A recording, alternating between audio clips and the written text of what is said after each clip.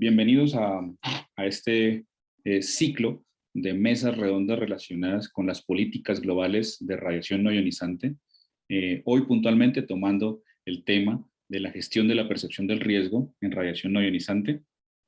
Agradecemos a todos los participantes, a todos los que se encuentran conectados con nosotros en este momento, disponer de este tiempo con nosotros, y agradecemos muchísimo a nuestros panelistas por sacarnos este espacio. Son, digamos, expertos internacionales de altas calidades que han trabajado de la mano con este tema y digamos que nos pueden dar sus percepciones muy digamos, cercanos a lo que han vivido, digamos, a su experiencia profesional, a su expertise profesional relacionadas con radiación no ionizante. Hoy contamos con esta valiosa presencia de los expertos y sin más preámbulos quisiera presentarlos rápidamente. Ellos son Reina Hueda, que es ingeniera industrial. Ella tiene un máster en gestión internacional y actualmente es asesora de la Comisión de Estudio 5 de la Unión Internacional de Telecomunicaciones. Entonces, Reina, si quieres nos regalas un saludito. Muchas gracias, Jorge. Un placer estar con todos ustedes esta mañana o esta tarde y esperemos que disfruten mucho de este panel. Gracias. Gracias, ingeniera. También se encuentra con nosotros Fabián Herrera, desde Colombia. Él es ingeniero electrónico y también es matemático, especialista en finanzas y administración pública, también es especialista en administración financiera y es máster en ingeniería electrónica y en derecho del Estado. Él se desempeña como asesor de la Dirección General de la Agencia Nacional del Espectro. Bienvenido, Fabián. Muy buenos días, muy buenas tardes, muy buenas noches para todos los que nos acompañan en el evento y para todos aquellos que puedan tener acceso a la grabación del mismo.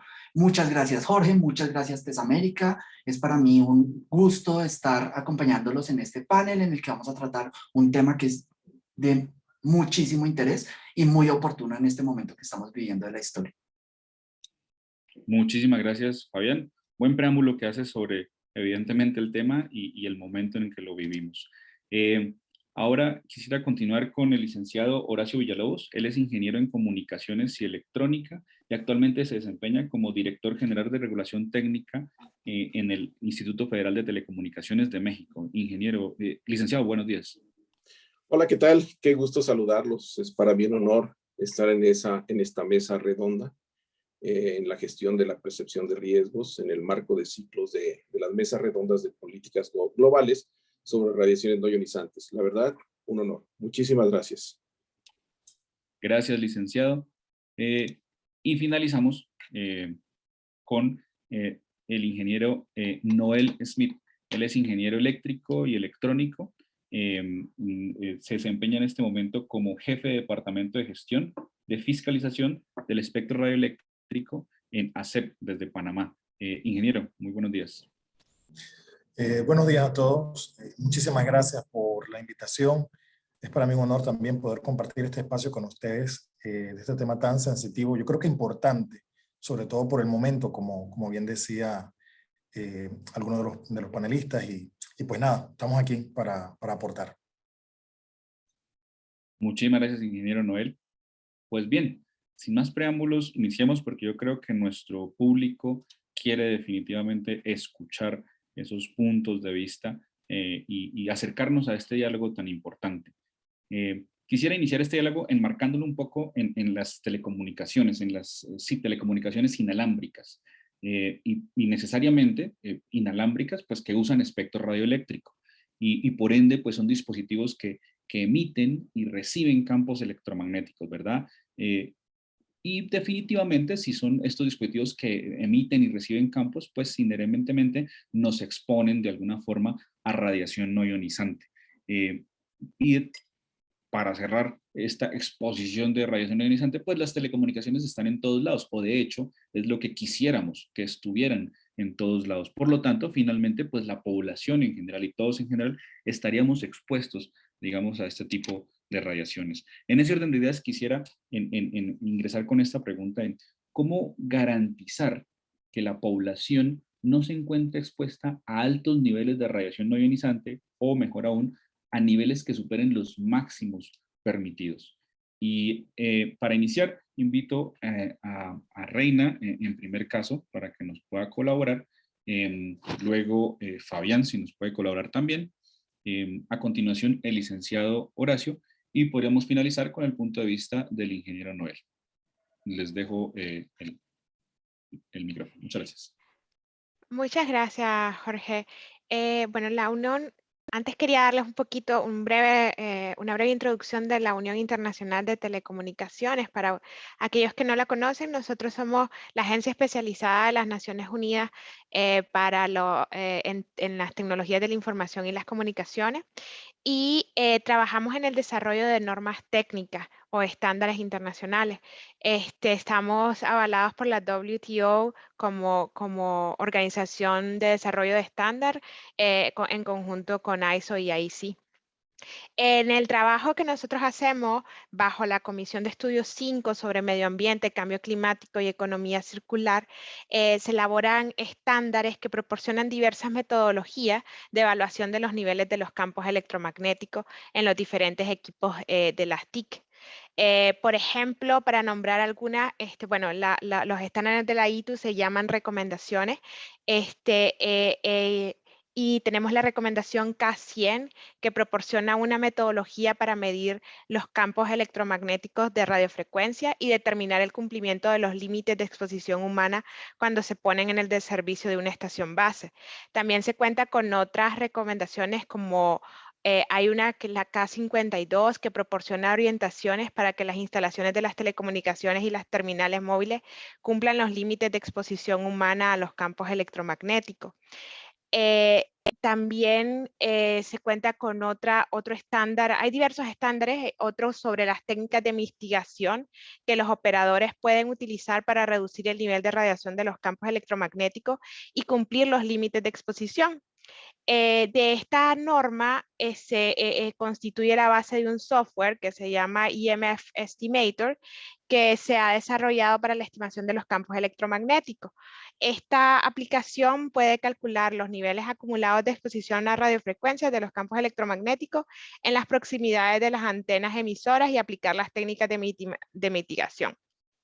Y otra estándar que es muy conocido en América Latina es la K83, que es sobre la supervisión de los niveles de intensidad de los campos electromagnéticos y que ofrece orientación sobre cómo realizar mediciones a largo plazo para supervisar los campos electromagnéticos en las zonas seleccionadas que son objeto de preocupación pública. El objetivo de esta recomendación es proporcionar al público en general datos claros y fácilmente disponibles sobre los niveles de SEM en forma de resultados de mediciones continuas. Esta recomendación o estándar se ha aplicado en varios países de América Latina. Tenemos conocimiento de Panamá, Uruguay, Colombia, que han aplicado esta recomendación. Muchas gracias. Muchas gracias, ingeniera Reina. Evidentemente, los estándares efectivamente en emisión de recomendaciones, como lo hace la OIT, pues nos ayudan de alguna forma a ponernos de acuerdo en análisis de ámbito internacional, donde podamos tener consensos, donde podamos guiar a los reguladores y a la población en sí hacia unos límites por precaución de alguna manera. A continuación, si quieres, Fabián, nos puedes compartir sobre tu experiencia, ¿cómo garantizamos esta parte? Gracias, Jorge. Bueno, para poder garantizar que la población no se encuentre expuesta a altos niveles de campos electromagnéticos, se requiere de la participación de varios actores. Empecemos por los propietarios de infraestructura de telecomunicaciones, especialmente los operadores de servicios móviles, los prestadores de servicios móviles, que son los que más infraestructura poseen, generalmente con cobertura nacional. Con base en los parámetros de sus estaciones y el escenario de instalación, ellos calculan las distancias y las zonas en las cuales pueden exceder los límites máximos. Ellos pueden, a través de simulaciones, identificar cuáles son esas zonas en donde los niveles pueden empezar a crecer debido a la concurrencia de estaciones móviles, transmisoras, o comportamientos de este tipo. En las zonas identificadas se pueden llevar a cabo mediciones para confirmar si efectivamente se exceden esos límites Y en caso de que eso ocurra, se pueden llevar a cabo dos acciones. La primera es restringir el acceso de las personas a esas zonas en caso de que por temas de cobertura o por calidad de servicio se requiera mantener esas potencias de emisión. Y la otra es modificar los parámetros de operación, cuando ello sea posible, para disminuir la intensidad de campos electromagnéticos. Pues lo anterior aplica para las áreas cercanas a las antenas, para zonas de campo cercano. Para aquellas zonas en donde confluyen las señales de diferentes estaciones, esto es normalmente en zonas públicas y de tránsito de las personas, corresponde ya a la entidad encargada de la vigilancia y control llevar a cabo los monitoreos, bien sea mediante sondas de medición o equipos, campañas periódicas de medición tipo test drive en áreas donde transitan las personas. Doy un poquito de contexto acerca de Colombia. Yo vengo en representación de la Agencia Nacional del Espectro. La Agencia Nacional del Espectro es una entidad del gobierno colombiano adscrita al Ministerio de Tecnologías de la Información y las Comunicaciones, que es quien define la política pública. La Agencia Nacional del Espectro tiene a cargo varias tareas relacionadas con la gestión del espectro radioeléctrico, entre ellas la planeación de espectro y la vigilancia y control, tanto de temas de ilegalidad y uso inadecuado, indebido del espectro radioeléctrico, como el tema del monitoreo de los campos electromagnéticos y las emisiones que generan las antenas. Nosotros, además de contar con un sistema de monitoreo a nivel nacional, con ubicación en las principales ciudades, de uso del espectro radioeléctrico para identificar temas de ilegalidad, también tenemos un sistema de monitoreo especializado en campos electromagnéticos y tenemos equipos también portátiles con estaciones monitoras con los cuales hacemos estas campañas de medición en los sitios en que se requiere, y toda esta información la ponemos al público, tema del cual vamos a hablar más adelante en esta charla, porque la idea es abordar todos estos campos. Entonces no entro en detalle en ese tema, pero a grandes rasgos esa es la forma en que en Colombia abordamos esta problemática.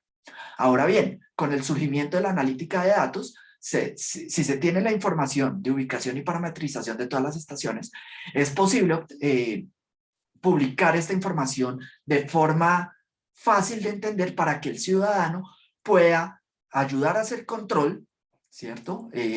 Por parte de ellos, y también tener la tranquilidad de que los niveles de emisión de campos electromagnéticos se están respetando. Con esto creo que culmino esta pregunta. Gracias, Jorge. Muchas gracias, Fabián. Has tocado unos puntos muy interesantes que nos dan pie a unas preguntas posteriores también muy interesantes sobre cómo lo ha abordado Colombia. Muchísimas gracias, Fabián. Licenciado Horacio, ¿nos puede compartir su visión sobre esta pregunta? Claro que sí, con mucho gusto. Me gustaría antes dar un poco de contexto de nuestro país, de México, de cómo se encuentra, principalmente por dos razones, por cómo las radiaciones no ionizantes las vemos desde el punto de vista del Instituto Federal de Telecomunicaciones. Para nosotros, en el 2013 fue un momento histórico muy importante, porque se publicó en la Gaceta Oficial, que se llama Diario Oficial de la Federación, un decreto por el que se reformaron diversas disposiciones de los artículos sexto, séptimo, 27, 28, 73, 78, 94 y 105 de nuestra Constitución Federal. Es importante porque de ahí da pie a la creación del Instituto Federal de Telecomunicaciones como un órgano autónomo constitucional que tiene personalidad jurídica y patrimonio propio. Nosotros no somos parte de la administración pública federal. Sin embargo, tenemos un objetivo muy importante, que es regular y promover la competencia y el desarrollo eficiente y la prestación de los servicios públicos de radiodifusión y telecomunicaciones mediante la regulación, la promoción y supervisión del uso, aprovechamiento y explotación del espectro radioeléctrico y de las redes y del acceso a infraestructura activa y pasiva y a otros insumos especiales. Es importante también hacerles mención que el 25 de febrero de 2020 se emitió una disposición técnica, que es un reglamento técnico que es de observancia obligatoria para todos los, digamos, los que poseen infraestructura y que tienen fuentes emisoras o radiobases. Esta disposición técnica busca cumplir con los mandatos del artículo 65 de la ley. Es importante mencionarlo porque a nivel nacional, este artículo 65 de la Ley Federal de Telecomunicaciones y Radiodifusión establece que en el despliegue y en la operación de infraestructura inalámbrica se deberá observar el cumplimiento de estos límites de exposición máxima para seres humanos a radiaciones electromagnéticas de radiofrecuencia no ionizante. Y lo debe de definir estos límites de exposición en colaboración con otras autoridades competentes. Aquí también es importante mencionar que previo a la emisión de esta disposición técnica, se consultó a la COFEPRIS, que es la Comisión Federal para Protección contra Riesgos Sanitarios, a la Semarnat, que es la Secretaría del Medio Ambiente y Recursos Naturales, y a la Secretaría del Trabajo y Previsión Social. Todas ellas aportaron sus puntos de vista en esta consulta sobre los límites de exposición máxima. Originalmente, les puedo comentar que traemos este proyecto desde 2015, cuando se lanzó a la consulta pública por primera vez. En 2017 se tuvo una segunda consulta y en 2019 se publicaron en el Diario Oficial dos documentos, dos reglamentos técnicos, uno que ve la infraestructura y otra que ve los productos.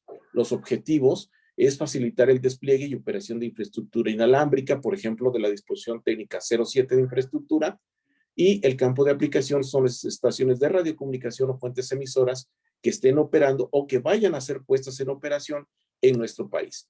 Es importante también mencionarles y no perder de vista que México tiene una población de 126 millones aproximadamente del censo del 2020, y tenemos un área de aproximadamente 2 millones de kilómetros cuadrados.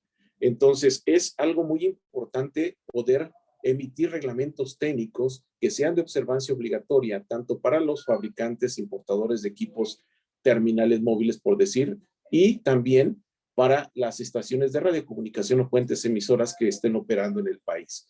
Esa es la manera como garantizamos que la población no se encuentre expuesta a los altos niveles de radiaciones. ¿Por qué lo mencionamos? Lo mencionamos de esta manera porque también nosotros cumplimos, digamos, con hacer una investigación importante y sobre todo tener referencia a recomendaciones internacionales, como ya se mencionaron, como de la UIT y también del ICNIR. En este caso, nosotros tomamos los parámetros y tomamos también los métodos de prueba y las distancias de cumplimiento para poder implementar estos reglamentos técnicos.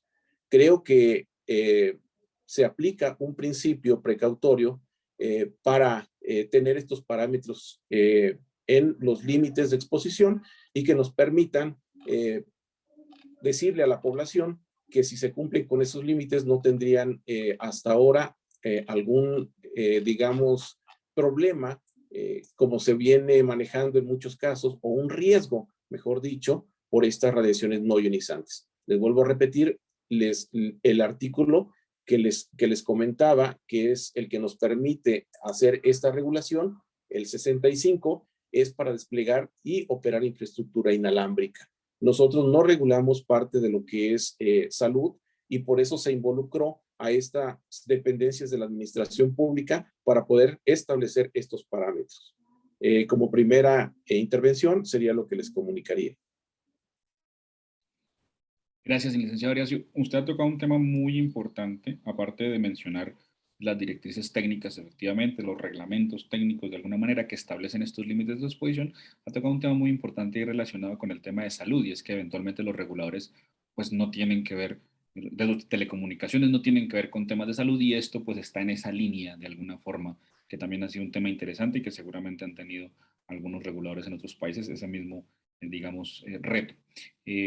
Ingeniero Noel, ¿nos puede compartir también su percepción sobre esta pregunta?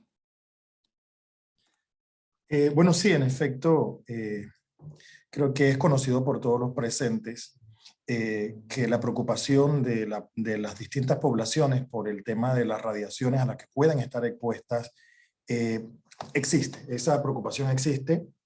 Se ha dado mucho, y creo que también es común en todas las administraciones de los compañeros también expositores, de que se detona cuando hay un cambio tecnológico o una implementación tecnológica nueva.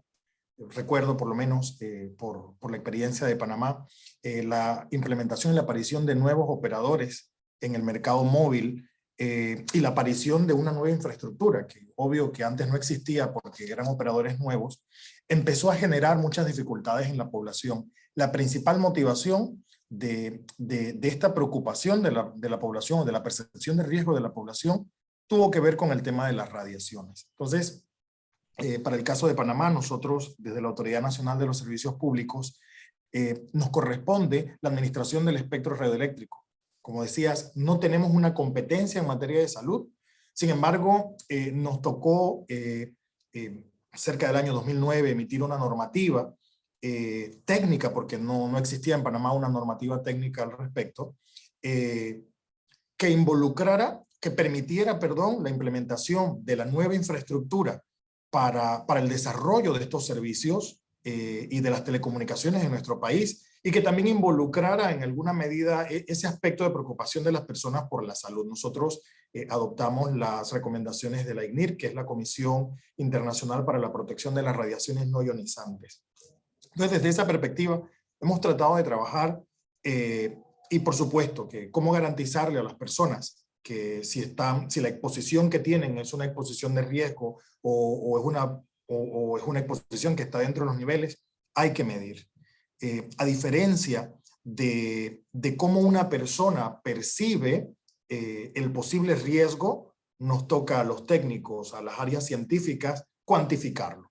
Y para poder cuantificarlo, es necesario que se hagan las mediciones. ¿Cómo hacerlas? Hemos tenido dentro de las exposiciones la experiencia de otros países, incluso de la OIT al respecto, y sí, hay recomendaciones de cómo hacer las mediciones, de los equipos que tienen que adquirirse. Nuestro país ha adoptado esas recomendaciones y las ha implementado. Para nuestra práctica y desde nuestra experiencia técnica, hemos implementado la opción de mediciones por encima de la opción teórica.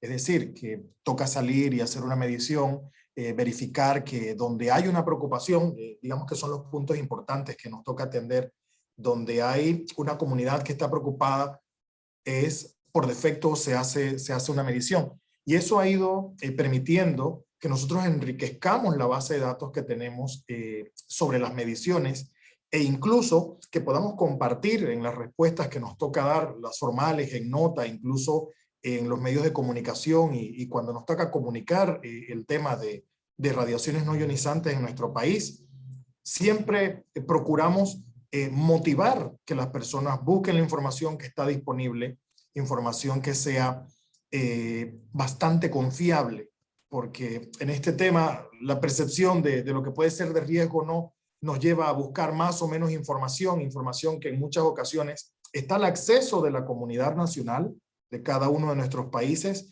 y que suele ser no una información confiable o correcta. Entonces, en este sentido, el tema es importante y desde el punto de vista de la SEP es importante también porque estamos en desarrollo, estamos tratando de que se implementen en nuestros países nuevas tecnologías. ¿Con qué intención? Con la intención no solo de que exista, sino de que estos beneficios tecnológicos puedan redundar en un beneficio también para el país y para la población. Y estas implementaciones se logran con infraestructura, una infraestructura que es necesaria y que, bueno, que parte de poder romper esa barrera de infraestructura es tratar este tema de la exposición de RNI desde una perspectiva científica, cuantificando cuáles son los niveles de exposición y por supuesto que garantizando a las poblaciones que los valores están dentro de los permitidos o de los establecidos por las recomendaciones internacionales, en este caso de ICNIR, para la salud de las personas. Es lo que puedo aportarles al respecto y continúo acá. Muchísimas gracias, ingeniero Noel. Interesante el punto, sobre todo que usted menciona un poco más orientado hacia el tema de informar adecuadamente, lo cual pues no necesariamente es fácil, O sea, la información puede ser verdadera, puede ser, digamos, de alguna manera entendible por los que manejamos el tema y los ingenieros en telecomunicaciones y electrónicos y todo esto, pero definitivamente la población pues no necesariamente tiene que entender ese tema y sí que es nuestro deber de alguna forma comunicarlo adecuadamente. Quisiera en este momento, si de pronto con Luis Torres nos pueden ayudar también el público a responder esta pregunta. ¿Cree que existe algún riesgo a exponerse a radiación no ionizante? Entonces, quisiera que el público nos colaborara si considera que exponernos a esto, exponernos, digamos, al móvil, estar cerca de una estación o cualquiera de los servicios radioeléctricos, radiodifusión, si existe algún riesgo al exponerse a este tipo de radiación para, digamos, también escuchar a nuestra audiencia y, digamos, acercarnos un poco al tema también con ellos. Yo creo que ya en 10 segunditos más nos pueden responder y Luis, puedes recoger la pregunta. Y en ese orden de ideas, para ir entrando en la siguiente pregunta, efectivamente hemos hablado, bueno, aquí tenemos nuestras respuestas. Tenemos un 64% considera que sí hay algún riesgo al exponerse a radiación no ionizante y un 36% considera que no hay riesgo al exponerse a radiación no ionizante. Esto, bueno, no podemos decir que está 50-50, pero digamos que sí hay una percepción de riesgo de las personas que eventualmente sí debe ser explicado y es el motivo de estas mesas de alguna manera, de acercarnos a esa percepción también. Muchísimas gracias a las personas que nos colaboraron con la encuesta. Le mencionaba, para ingresar a la siguiente pregunta, estos límites máximos de los que hemos hablado de exposición y teniendo en cuenta que la radiación no ionizante no es como el smog, que lo podemos ver de alguna manera y las personas pues fácilmente identifican estas fuentes de smog, estas fuentes de pronto de contaminación y pues buscan alejarse o buscan, no sé, quejarse en algunos casos con las autoridades competentes al respecto. Pero teniendo en cuenta que esto no se puede ver, pues deberíamos poder explicarla un poco mejor en un lenguaje simple a la población y muy en línea con lo que mencionaba el ingeniero Noel. Entonces, aquí de pronto y para complementar, y comenzamos al revés en este caso, quisiera que en este caso nos pudieran colaborar primero el ingeniero Noel, luego el ingeniero Horacio, luego el ingeniero Fabián y finalmente la ingeniera Reina, en esta pregunta ya más hacia el lado de la población. ¿Cómo informamos a la sociedad y cómo nos involucramos? ¿Cómo podemos, o sea, qué podemos hacer desde nuestra parte, pero también cómo informamos a la sociedad en general que, insisto, no tiene por qué entendernos en estos temas de pronto como en algunos casos con mediciones científicas y cosas por el estilo, sino que debe de alguna forma informarse adecuadamente y debemos informarlos adecuadamente. Ingeniero Noel. Sí, por supuesto. Yo pienso que, considero que el reto más importante es hacer eso, que la información que se obtenga sea bastante digerible por la comunidad, porque estamos hablando de algo que no se ve como lo mencionas sobre el espectro radioeléctrico. El cómo se transmite una frecuencia, la propagación de esa frecuencia, los servicios que utilizan. Para el grupo técnico de ingeniería, para los científicos, para los físicos, es algo que se da muy común y se entiende. Pero llegarle a la población, por supuesto, que cuesta un poco más. Sobre todo en los momentos cuando hay una preocupación y no se sale a atender con información desde el principio. Yo pienso que tal vez considero que esa es una de los retos más importantes. ¿Cómo informar a la sociedad? Bueno, primero hay que hacerlo desde el punto de vista de la ciencia, con los datos, con la información cuantificada en cantidades que puedan ser razonables para las personas. Tú das un número, por ejemplo, bueno, el límite debe ser 28 y lo que se midió es 10, es 5, es 2. De esa manera tal vez numérica para las personas es fácil identificar qué tan dentro o fuera están de esos niveles. Igual educar a las distintas poblaciones sobre el tema del espectro radioeléctrico. Hay muchos estudios científicos, por ejemplo, en este caso, y refiriéndonos a los servicios móviles, de que el aparato móvil o el dispositivo móvil genera un nivel de exposición mayor a las personas que las radiobases. cuál es la comunidad que normalmente se queja la comunidad que está viendo una infraestructura que está cerca de su casa. Es la realidad. Comúnmente, porque ven la infraestructura, se genera un nivel de preocupación por algo que va a aparecer, algo además que tampoco está bajo su control, porque van a estar expuestos, es la base, van a estar expuestos constantemente a algo que yo no sé si está encendido, si está apagado, si va a funcionar con más o menos potencia, o si eso me va a afectar o no. Entonces, hay que salir a dar la información, y la información desde el punto de vista más transparente. Nosotros hemos habilitado, para el caso de Panamá, en la CEM, hemos implementado la recomendación K83 para la supervisión de las radiaciones no ionizantes. Esta recomendación lo que implica es la implementación de una base de datos y un mapa en donde se puedan ver las distintas mediciones que se desarrollan en el país, y la implementación de sondas que indiquen de manera continua cuáles son los valores que se están percibiendo en una zona de las emisiones que están en el aire, de todos los sistemas, de los sistemas móviles, de las emisoras de radiodifusión, de televisión, de las piqueras de taxi, por ejemplo, con servicios de radiocomunicación radio a radio. Entonces, esto nos ha ayudado mucho a poder establecerle a la población de una manera transparente. Eso está dando el valor que está, no se maneja, es el valor que se está recibiendo. Cuando le hablamos a las personas acerca de la existencia de esta herramienta, de los resultados de las mediciones, es nuestra apreciación que se logra un mayor entendimiento de la comunidad y una pérdida de esa percepción de riesgo que puede existir por las emisiones, porque hay algo que está ahí, que está midiendo que todo esté dentro de los niveles aceptables. ¿Cómo involucrarnos? Nos toca a nosotros sobre todo desde las entidades públicas, porque representamos a una población. Nos toca a nosotros involucrarnos en el tema y tratando de manejar o tener una gestión de esa percepción del riesgo que nos lleve a comunicar apropiadamente. De hecho, la comunicación también tiene que ser oportuna, tiene que ser en un momento. La información que se va a compartir tiene que tener un nivel de confiabilidad. Y también que hay que involucrar a otros elementos que son parte de este tema, como la academia, por ejemplo, que las universidades puedan emitir sus opiniones al respecto. En Panamá hemos desarrollado este tema de las radiaciones no ionizantes. Recientemente en este año tuvimos un evento en el mes de mayo.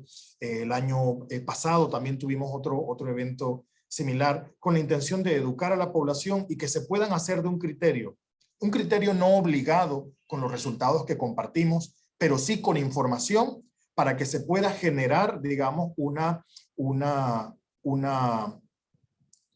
mentalidad informada de parte de la población, que la población sepa lo que está sucediendo. Es lo que puedo aportarles. Muchísimas gracias, ingeniero. Muy buena digamos, su visión de la información, y muy interesantes estos eventos que menciona, que realizan en Panamá, donde le comunican a las personas este tema y los informan, claro, para que se generen su propio criterio, evidentemente. Muchísimas gracias, ingeniero. Ingeniero Horacio, ¿nos puede compartir su apreciación de cómo informamos a la sociedad y cómo nos involucramos? Claro que sí. Aquí en este punto, precisamente tú, Jorge, tocaste algo muy importante, que el público puede realizar su propia evaluación de riesgos. Esto es muy importante porque esta percepción o la evaluación de riesgos, pues obedece a diferentes situaciones, digamos, de las personas, su cultura, su idiosincrasia, su país, su nivel socioeconómico, etcétera, etcétera. Pero también externos, como puede ser la desinformación, como puede ser, sobre todo, el sacar algunas ventajas sobre el desconocimiento de las personas. Me explico en este punto. Por ejemplo, en nuestro país se ha dado mucho que instalan una radiobase en el patio de mi vecino. Entonces, yo me quejo porque, no tanto por las radiaciones, sino porque yo quería que esa radiobase la instalaran en mi patio por el costo de la renta que están pagando. Estamos hablando de que la renta de 80,000, 90,000, 100,000 pesos mexicanos, pues no los voy a recibir yo, los va a recibir mi vecino. Entonces no quiero esa torre ahí. Todo eso ha dado pie a que si no se tienen reglamentos técnicos y no se tienen métodos de probanza y de garantizar que las mediciones se hacen de manera adecuada, pues la población sigue dando esos traspiés en el sentido de no informarse. A mí lo que me agrada mucho es que, por ejemplo, la parte científica evalúa el riesgo, pues obviamente en la evidencia científica disponible. Por eso aquí es importante también mencionar que el ICNIR ha hecho, digamos, revisiones de sus directrices del 98. La última publicación es en el 2020. Y grosso modo, este tipo de revisiones que se han hecho van sobre los efectos para la salud, pero el aumento de la temperatura del cuerpo. En este caso es sobre la variante de 1 grado centígrado en la temperatura. Entonces, es importante que también nosotros como países, como organismos autónomos o como entidades de la Administración Pública Federal, informemos a la sociedad cómo es que se están haciendo estas mediciones.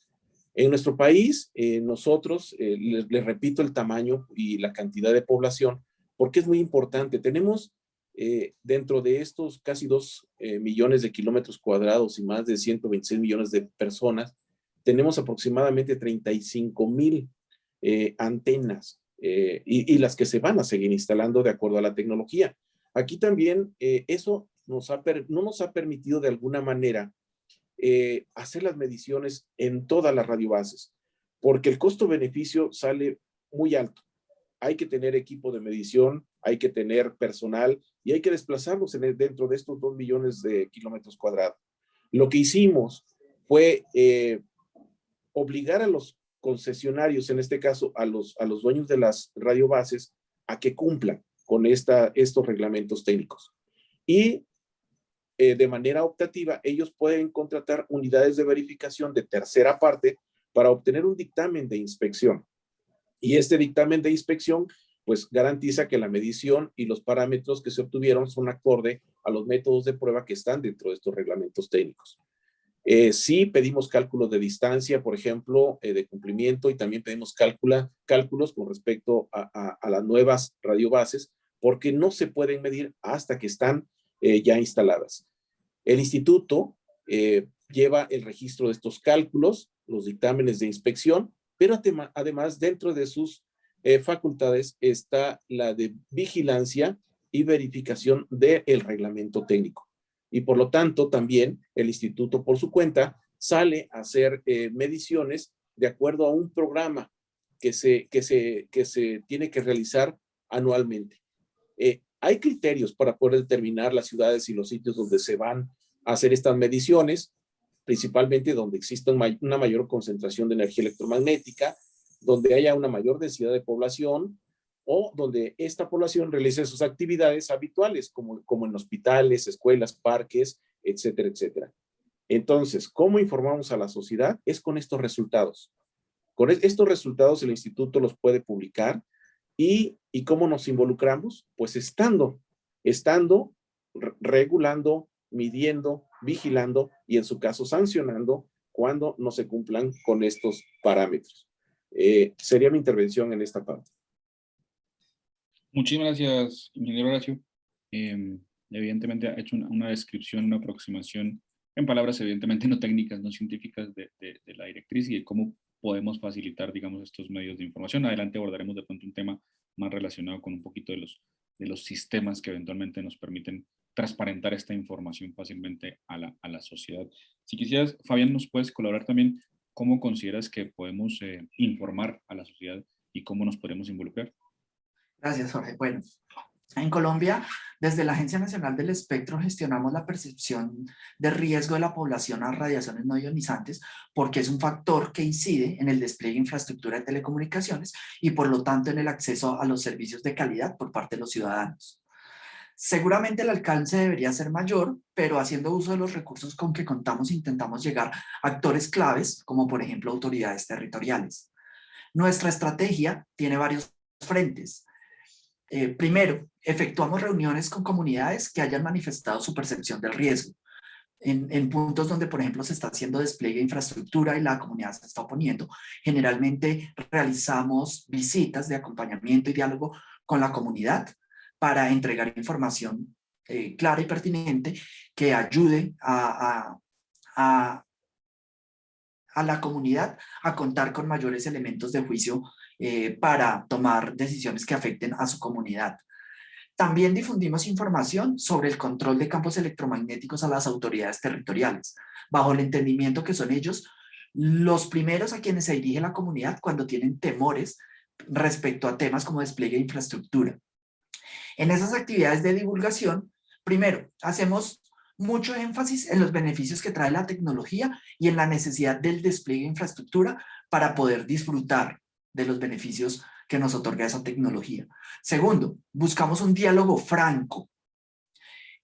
Como nuestra entidad tiene un carácter netamente técnico, como ya se ha mencionado, solamente divulgamos información que provenga de entidades reconocidas, internacionalmente avaladas, tales como la Organización Mundial de la Salud o de instituciones reconocidas por esa institución, como lo son la Comisión Internacional para la Protección contra las Radiaciones No Ionizantes, el ICNIRP, y la Agencia Internacional para Investigaciones sobre el Cáncer, la IARC.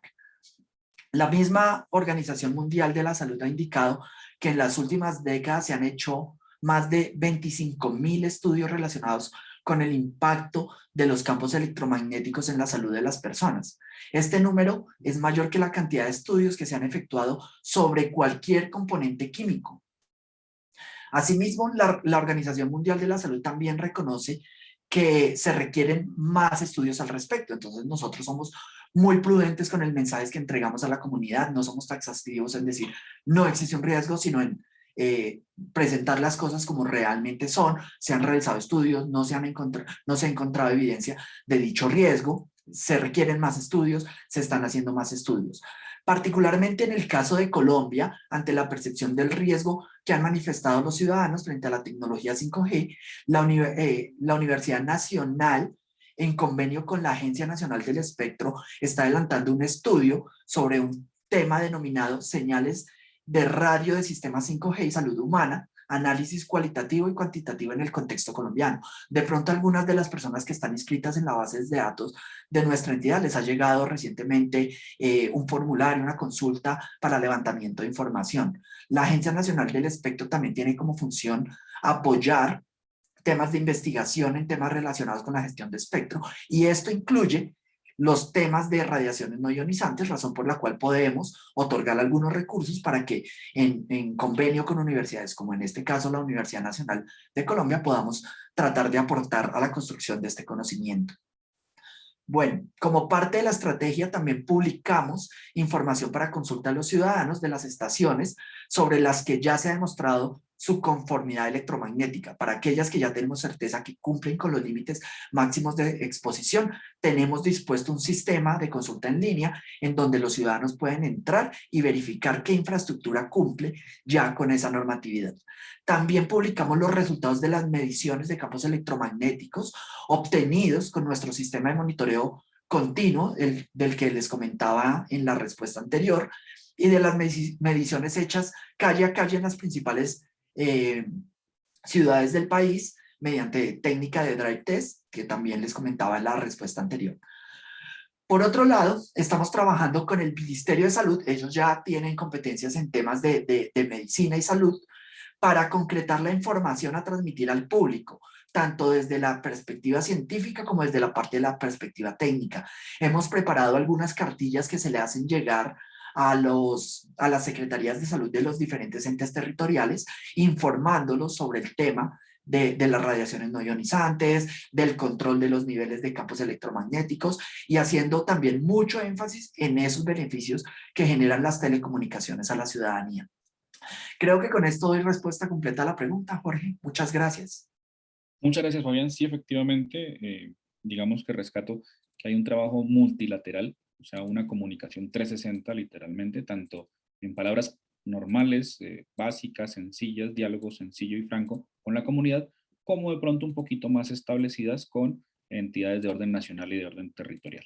Muchísimas gracias, Fabián. Y finalmente, Reina, ¿nos puedes colaborar ya desde tu punto de vista, desde este punto de vista global que tú tienes? Ya no te encargas de un regulador como tal, pero desde el punto de vista global, ¿qué has visto? ¿Cómo informamos a la sociedad y cómo nos involucramos? Muchas gracias, Jorge. No, es muy interesante escuchar cómo están, lo que están haciendo cada país, México, Panamá, Colombia. A nivel de la UIT, nosotros hemos estado trabajando, por ejemplo, tenemos un informe que es sobre campos electromagnéticos y salud, que es un informe que es bastante fácil de leer, digamos, amigable a los lectores, y este está traducido en español, está traducido en los 6 idiomas oficiales de la UIT, que es español, ruso, francés, árabe, chino e inglés. Y basado en este informe, se hizo una aplicación móvil que se llama EMF App, que esta aplicación contiene información educativa sobre, por ejemplo, qué son los campos electromagnéticos, cuáles son los organismos por ejemplo, información de la WHO. Actualmente se actualizó esta aplicación para poder incluir aspectos sobre 5G y también incluir las nuevas lineamientos de la ICNIRP, que lo han mencionado ustedes.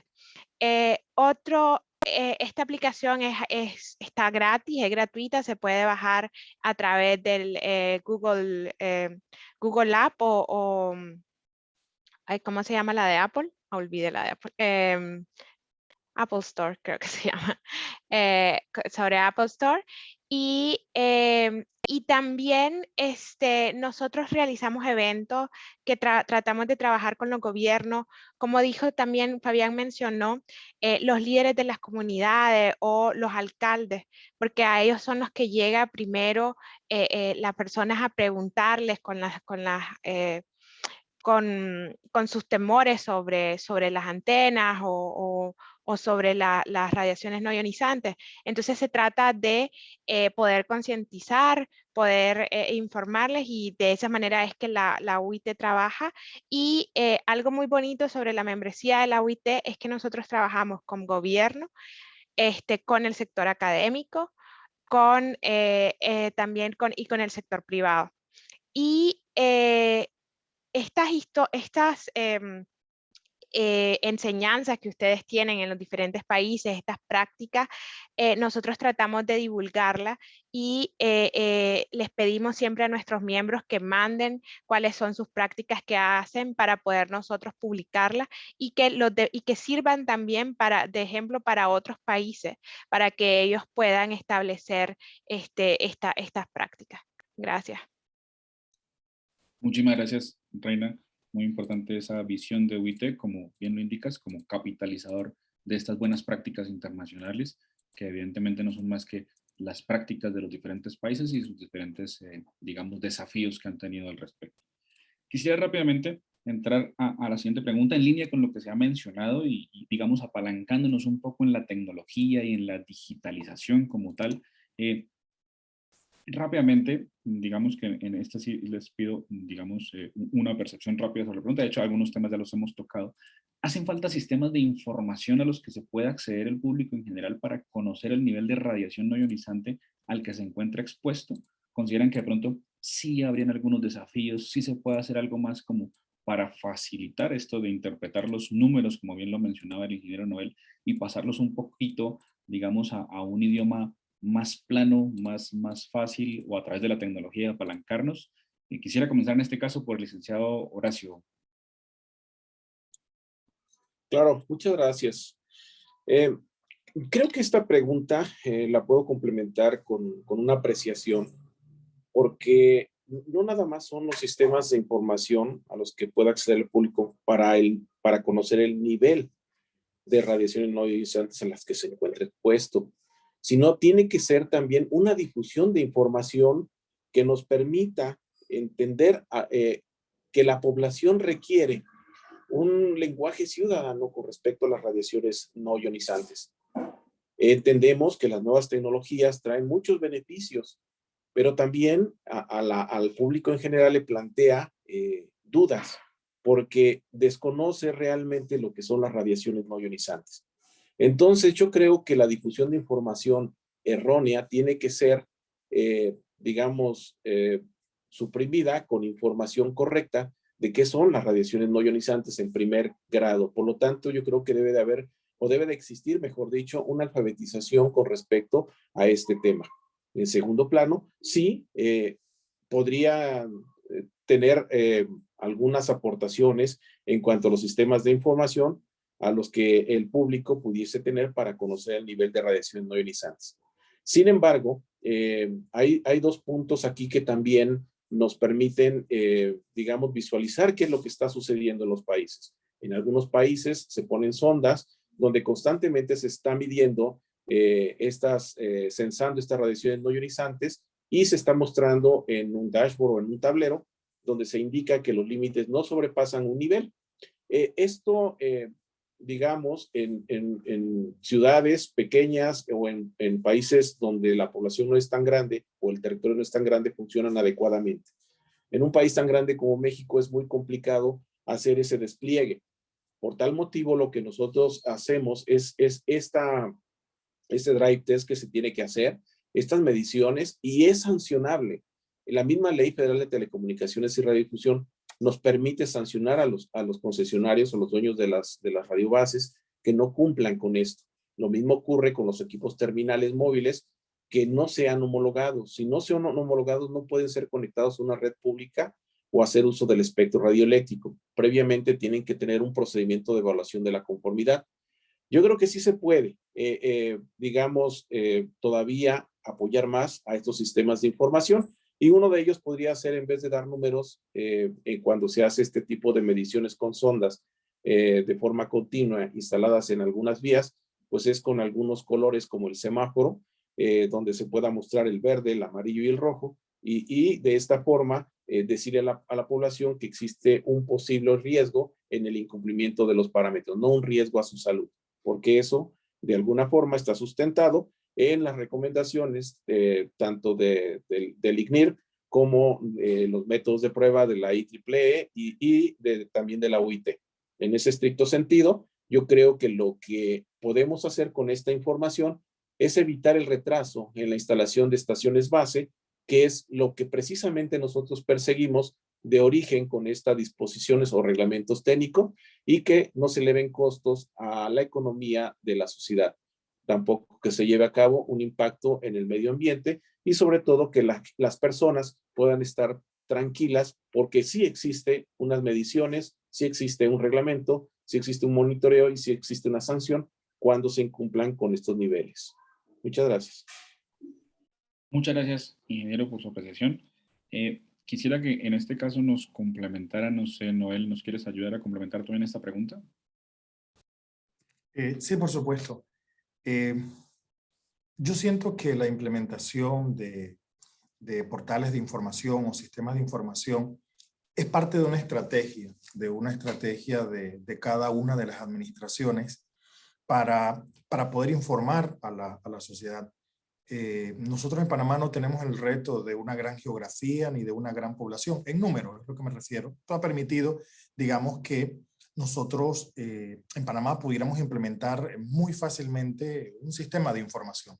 Pero como decía, es parte de toda una estrategia de la gestión de esa percepción de riesgo. Por supuesto que tienen que haber también programas de comunicación, programas de educación y de comunicación a las comunidades en general. Tiene también que haber dentro de esta gestión, tiene que haber investigación. Los resultados aportan a eso. los resultados de mediciones aportan al esfuerzo del país por tener resultados locales, pero todas estas estrategias también dependen mucho de algo que se mencionaba antes acá, que tiene también que ver con la cultura de cada uno de los países. La percepción de riesgo depende también de las poblaciones, incluso nuestro propio país en Panamá, de dónde es el origen de la preocupación de las personas, también depende mucho de la ubicación, de dónde están en el país, porque responden a prácticas y a una vida cotidiana que suele ser distinta en las grandes ciudades como en las áreas rurales. O sea, eso hay que evaluarlo. Para muchos, por supuesto, y quiero cerrar con esto, acceder a sistemas de información es muy fácil cuando se está en las áreas urbanas, pero en las áreas también que son muy difíciles de acceso y que no tienen un nivel de acceso a la comunicación, tal vez un sistema de información no pueda darle el resultado porque es que no conoce cómo entrar a estos portales o acceder a esta información. Por lo que sí, yo considero que es necesario que existan en la medida de cada uno de los países y que esto es parte de las estrategias de gestión de la percepción del riesgo que considero yo debieran tomar las administraciones. Muchísimas gracias, Noel. Bien, y antes de lanzar una pregunta al público, quisiera saber tu percepción también a esta pregunta, Fabián. Bueno, en cuanto a la estrategia de divulgación de información, a mí me parece que ahí es importante tener presente 3 ítems importantes. El primero, las entidades encargadas de la reglamentación de los niveles de campos electromagnéticos deben contar con un portal con información sencilla y pertinente, pensada en el usuario final, que son los ciudadanos, con información además certera que haga contrapeso a todas las cadenas de desinformación que circulan a través de redes sociales y otros medios.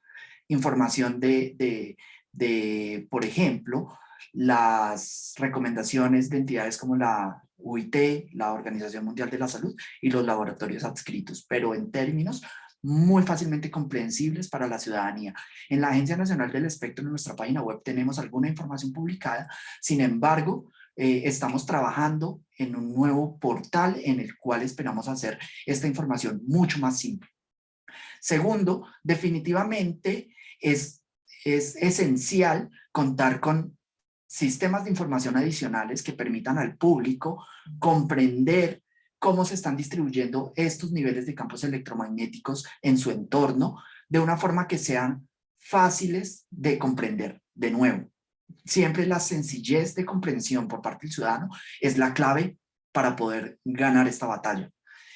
Lo mencionaba el ingeniero Horacio, estrategias como por ejemplo no publicar solamente los niveles de campo en microvoltios metro, sino por ejemplo con un semáforo o con estas visualizaciones a partir de color que sean fáciles de entender para las personas. Y finalmente, también en Colombia queremos apostarle por el tema de datos abiertos. Entonces, tenemos sistemas de monitoreo continuos, tenemos resultados de monitoreos calle a calle mediante drive test que queremos poner a disposición del público. Este público ya es un público más especializado, por ejemplo, academia, por ejemplo, investigadores, operadores móviles. Que ellos tengan acceso a esa información también es importante y relevante, porque eso les permite, primero, sumarse a esta intención de divulgación de información, adecuada para la ciudadanía, que les brinde tranquilidad y adicionalmente, como lo mencionaba antes, les permite también ser veedores de la ciudadanía. Eso genera confianza en las personas. Saber que una universidad está accediendo a sus datos, que son datos adquiridos con sistemas de medición debidamente calibrados, siguiendo los protocolos y recomendaciones, por ejemplo, de la UIT, de la serie K, en cuanto a medición de campos electromagnéticos y que la universidad está haciendo algo con esa data o que los centros de investigación están haciendo algo con esa data para ayudar a monitorear, también genera confianza en la ciudadanía. Entonces yo creo que esos 3 frentes hay que tenerlos en cuenta en el planteamiento de la estrategia de divulgación de información. Gracias. Muchísimas gracias, Fabián. Entonces, Luis, si me puedes colaborar con la pregunta, efectivamente, le consultamos a las personas que se encuentran conectadas si consideran que actualmente se gestiona la percepción del riesgo de la población de radiación no ionizante a partir efectivamente de las intervenciones que que se han tenido de cada uno de los representantes de los reguladores del caso también de Reina, representante en el caso de UIT, si nos colaboran con esta pregunta.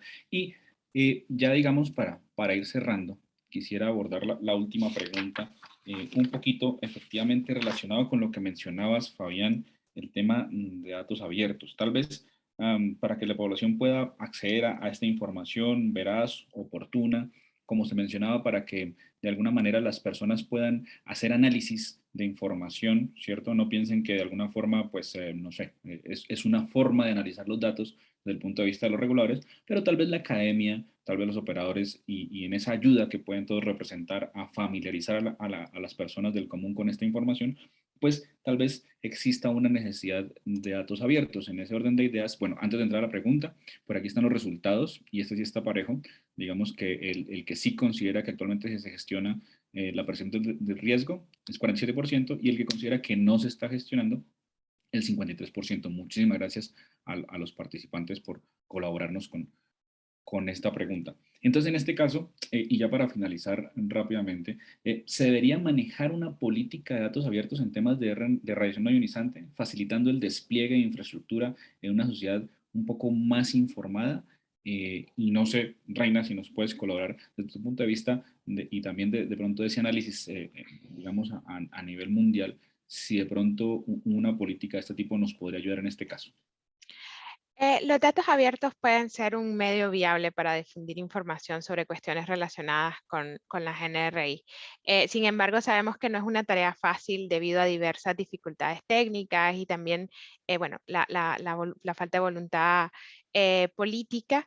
Pero bueno, se está trabajando a nivel de la OIT.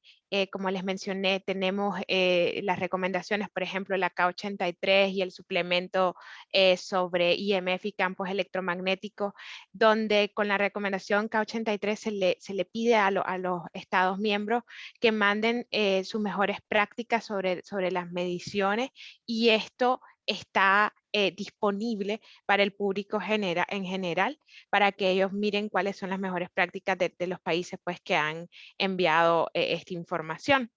Creemos que la comunidad internacional debe de liderar también los esfuerzos para concienciar e informar a la gente sobre los riesgos asociados a la RNI y la forma en que están poniendo en marcha diferentes medidas para mitigar estos riesgos. Gracias, Jorge. Muchísimas gracias, Reina. Fabián, no sé si nos puedes colaborar también con esta, digamos, esta apreciación sobre el tema de política de datos abiertos, que de hecho ya lo estabas mencionando, de pronto nos puedes dar unas puntadas adicionales. Sí, el tema de datos abiertos cada día es más importante. Ya había mencionado que debe estar contemplado como parte de la estrategia de la divulgación, pero quisiera agregar que no es solamente entregar datos por una obligación o en respuesta a una obligación de política pública.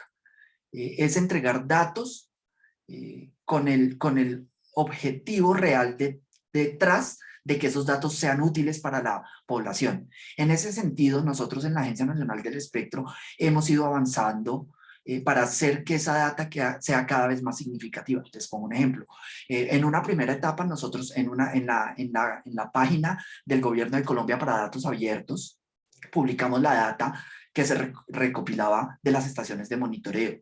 En una segunda etapa nos dimos cuenta que debíamos, por ejemplo, mejorar los encabezados de la data para entregar más información al investigador de con qué equipos están tomando, qué significa cada una de las columnas, tener la metadata, no solamente es entregar una sábana de información bruta, con datos brutos, sino es entregar toda el diccionario de cada uno de los encabezados, la información, poniéndonos en los zapatos de las personas que van a hacer uso de esa información, qué información pueden requerir ellos, además pues de la sábana de datos.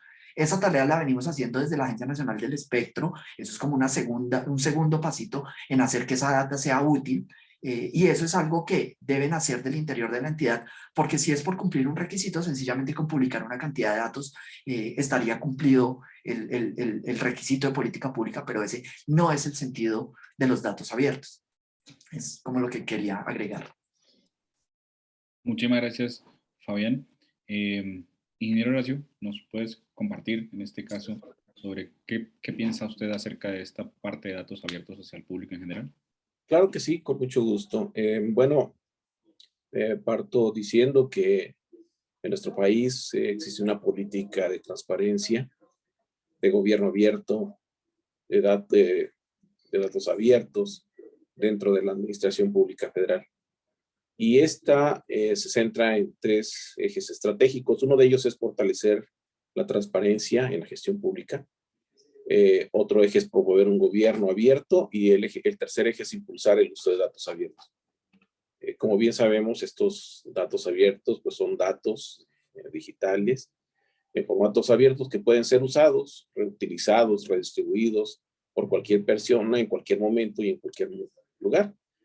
Por ese motivo es importante que se empodere a la ciudadanía, a las organizaciones de la sociedad civil para mejorar sobre todo los servicios que prestan o que se prestan a través de la administración pública.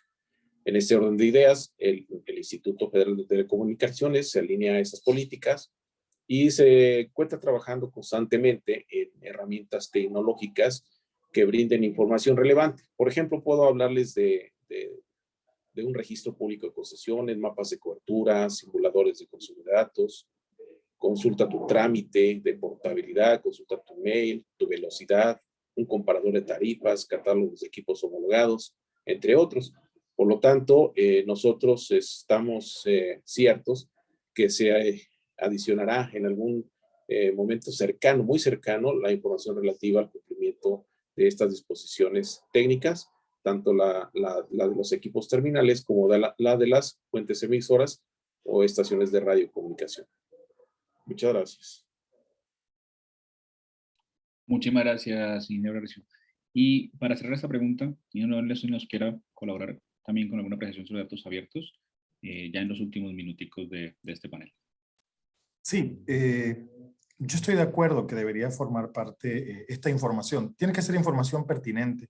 Creo que como un resumen de lo que se ha hablado en el tema, la información tiene que ser también con un nivel de pertinencia, a responder, que sea utilizable por las demás personas, no solamente por la academia, sino también por ciudadanos preocupados, que yo creo que es uno de los objetos y de los principios de mantener datos abiertos, que el ciudadano preocupado tenga información y que también con esa información puede involucrarse en el proceso de decisiones o en el proceso de gestión de un tema en específico. Si bien las mediciones presentan resultados sobre lo que está sucediendo en materia de infraestructura, por ejemplo, con esta información dispuesta a las distintas poblaciones, tal vez se puede entender un poco por qué una política pública está orientada a X o Y dirección, que creo que es importante. Es importante que las administraciones tomen en cuenta a la población. Yo creo que somos parte, la mayoría de los que estamos acá, de una institución que está para el servicio al público y que las cosas en nuestros países se hagan de la mejor manera y también considerando el beneficio final de nuestras poblaciones. Así que es lo que podría aportar. Noel, muchísimas gracias. La verdad, ha sido un panel bastante bueno, unas, digamos, unos análisis, unas perspectivas desde cada uno de los puntos de vista de México, de Colombia, de Panamá, y desde esa perspectiva global de la OIT, donde se han rescatado unos puntos bastante interesantes y que en su caso, por lo menos en el caso de los reguladores como servidores públicos, ustedes han mostrado esa necesidad, que eventualmente ustedes son expertos, pero esa necesidad de poder transmitir esa información adecuadamente a las personas, de buscar métodos, metodologías y de tener una mente abierta, como mencionaba el licenciado Horacio, buscando como más opciones, buscando todo lo, digamos, la facilidad para comunicar, pero comunicar bien, como bien mencionaba, no comunicar datos, digamos, ahí de pronto que no sean entendibles, sino comunicar y gestionar adecuadamente esta comunicación. Obviamente muy en línea con ICNIR, con los estudios internacionales, con las actualizaciones que, digamos, cada uno de ellos han tenido.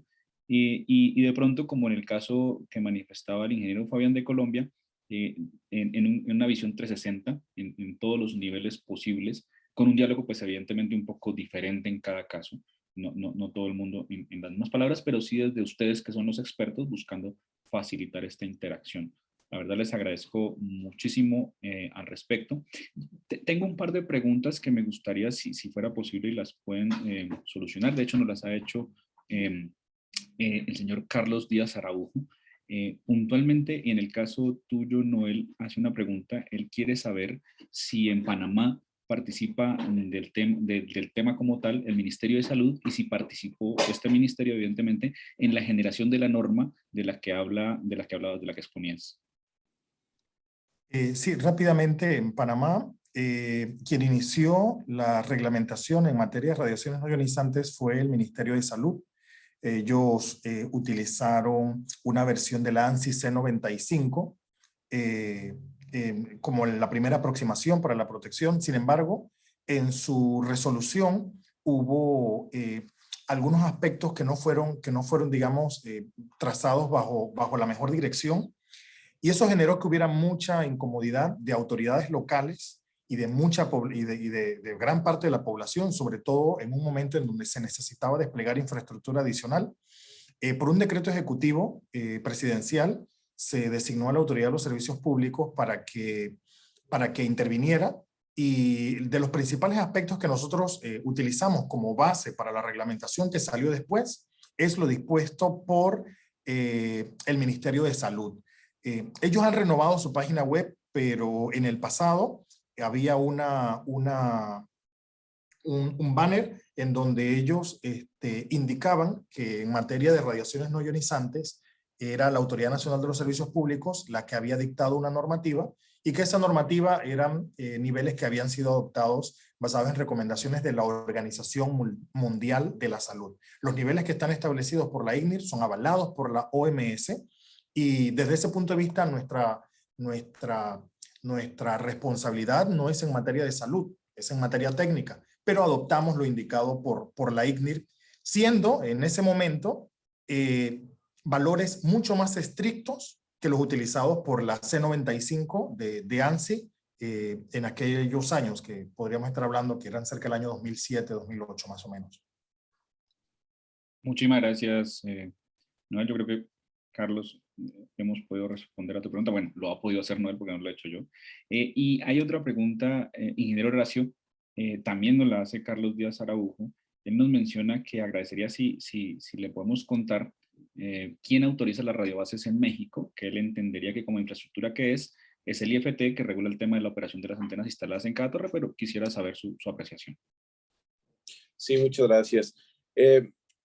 Parte de las redes públicas de telecomunicaciones, hablando en este caso de las inalámbricas, no necesitan, digamos, una autorización del Instituto Federal de Telecomunicaciones para su despliegue.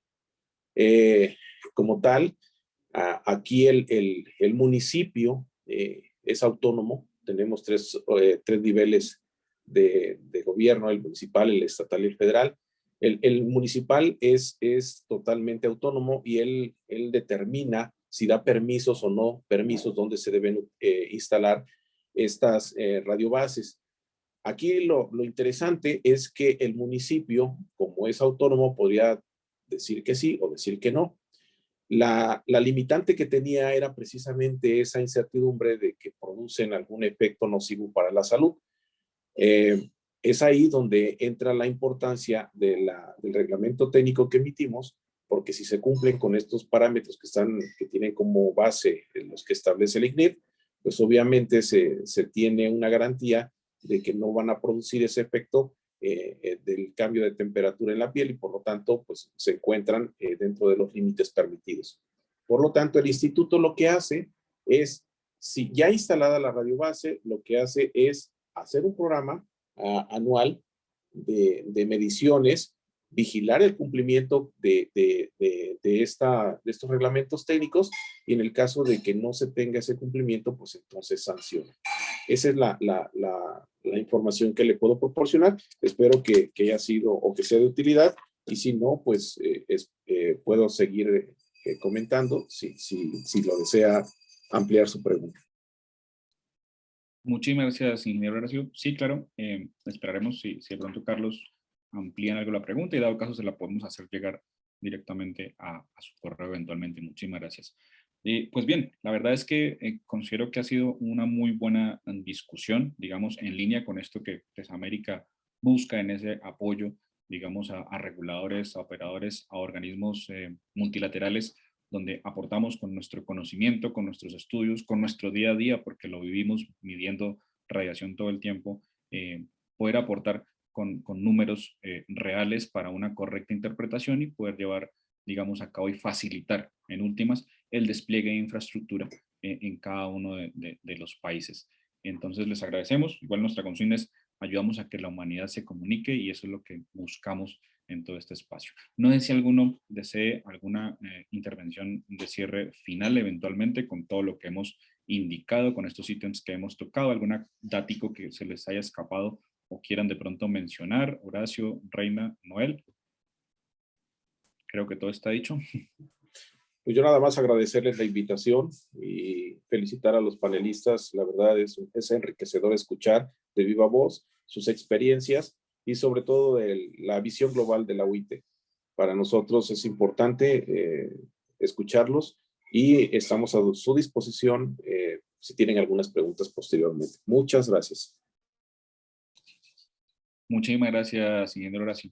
La verdad que sí, usted lo ha dicho. Los panelistas han estado mejor, como dicen por ahí, a todo dar. Ha estado muy bien la intervención y esa percepción y ese aprendizaje, digamos, de lado a lado, transversal, con observancia de la UIT, evidentemente, que nos puede indicar como un camino de consenso y de solución. Muchísimas gracias a todos, muchísimas gracias a los participantes, muchísimas gracias a los panelistas, sobre todo, gracias por este tiempo, por habernos regalado este momentico. Yo sé que Fabián tuvo que irse, muchísimas gracias también a Fabián, a Noel, a Reina, ingeniero Horacio, muy agradecido y esperemos encontrarnos en un evento futuro debatiendo estos temas tan interesantes y necesidad de comunicación hacia los demás. Por supuesto, muchas gracias.